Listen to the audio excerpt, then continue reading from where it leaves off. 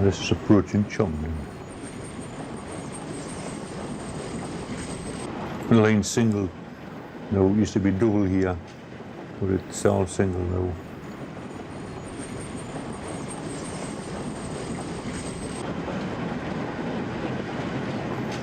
Chumden crossing signal box. And the Lord Clyde pub was on the right.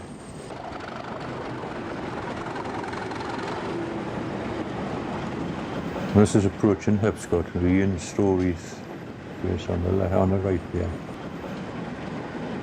Hepscott signal box. What was the station?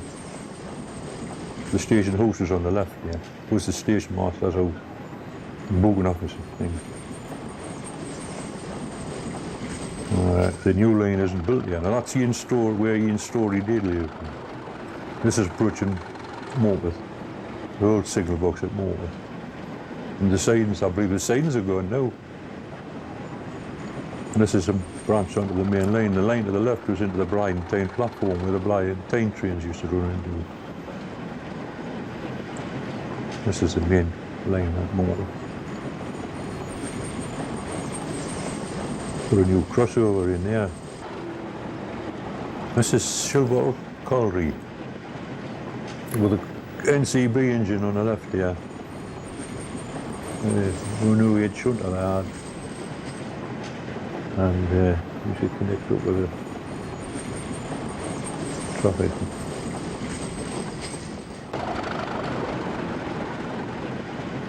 These wagons were fitted. They used to just be loose coupled, but it was a loose coupled train. But then they decided to make it fully fitted, which did away with the guards van at the back.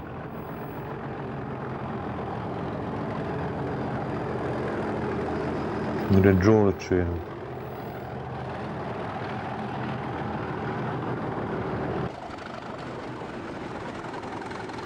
That's Almouth, the village in the distance.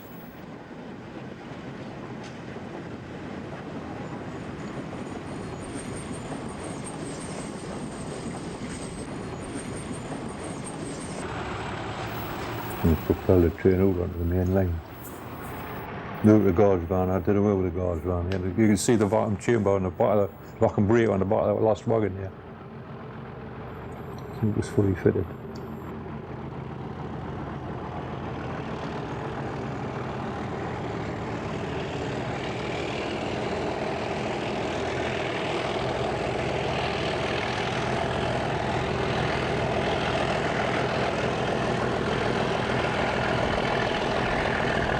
It's a class 37 locomotive.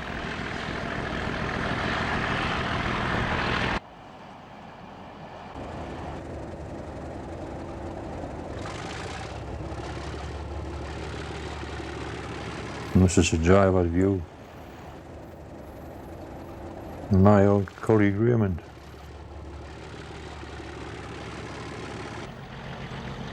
It's approaching Almouth Station. With the Down Independent on the left. There was a goods yard and the coal depot was on the right, yeah. Almouth Station, which is Hedley. The overhead roof removed, all rebuilt. The footbridge. The signal box and the line to Alnwick, onto the Alnwick branch was off to the left. That's it there.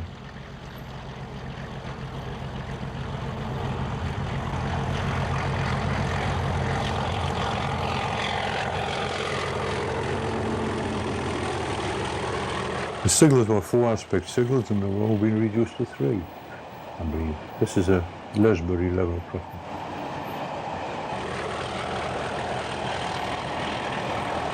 £100-mile-an-hour running here.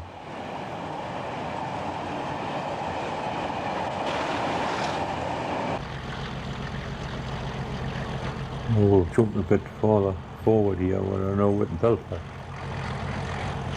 where you could do the refuge side.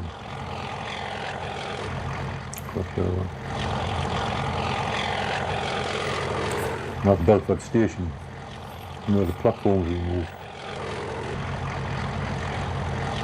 And then the sidings on the right were for some stone quarries.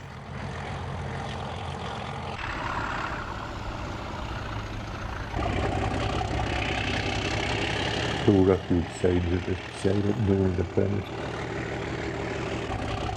Crag Mill.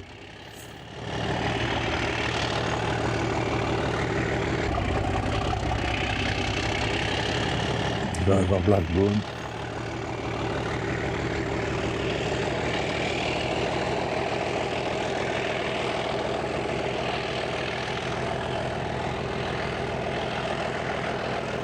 Who went on to drive up Blackburn, he went on to become a traction inspector.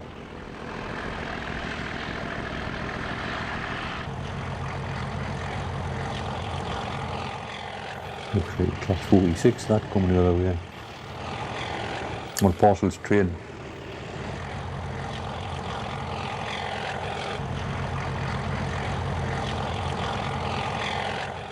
Beale signal box. Used to be a station here where you could change and get off or go to for Hedley Island. And Scrummerston signal box.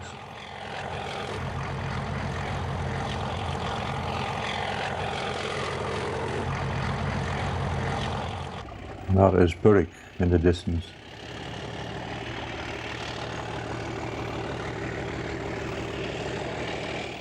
There's Spittal Beach on the right here, which is a part of Tweedmouth, which is on the south bank of the Tweed.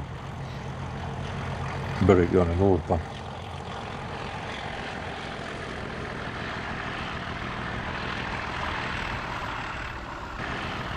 There was a caravan seat in there.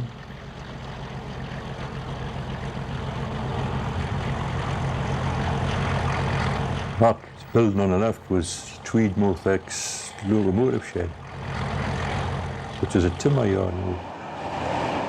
Tweedmouth signal box with a Kelso branch, which branched away to the left behind the signal box.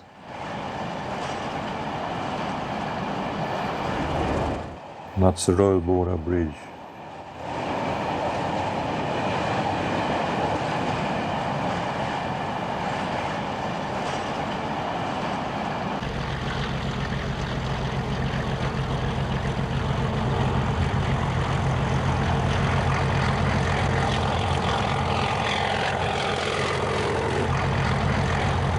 We're approaching Berwick Station, which was built inside the castle, the old Berwick wall, which you could see on the left. You cannot see on the picture, but the walls are on the left.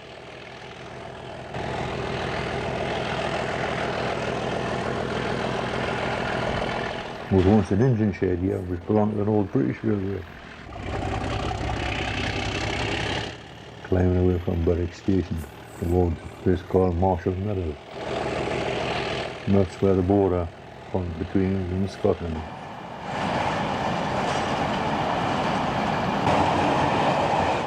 Just nowhere across the border, and this is a place called Ayton.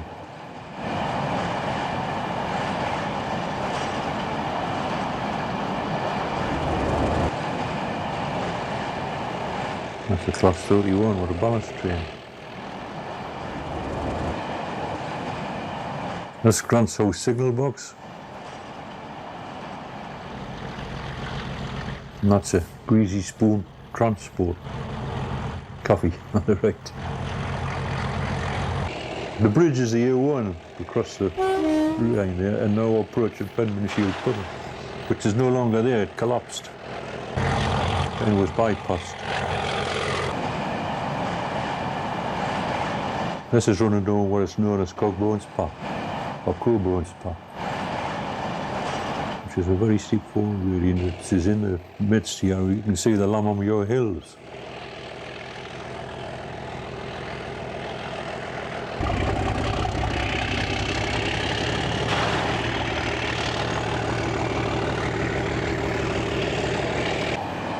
We're approaching Crowbones Park signal box.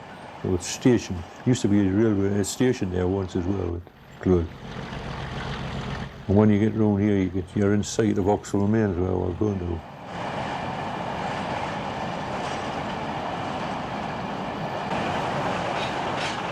This is the cement works at Oxwell Mains. We used to take the coal to and bring the empties back. We never touched any of the cement wagons. They were was led by Miller Hill. Yeah. We only got those empties that you can see there.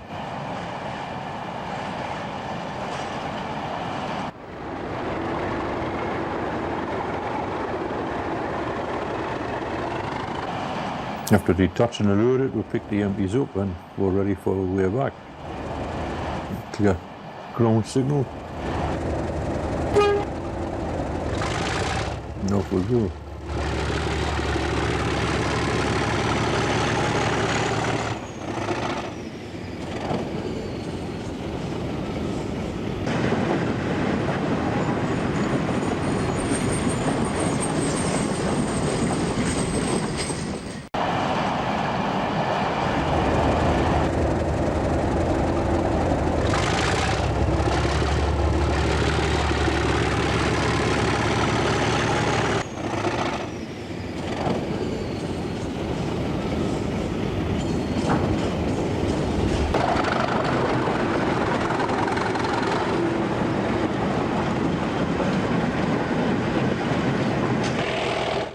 Shield tunnel, which is no longer there, it collapsed.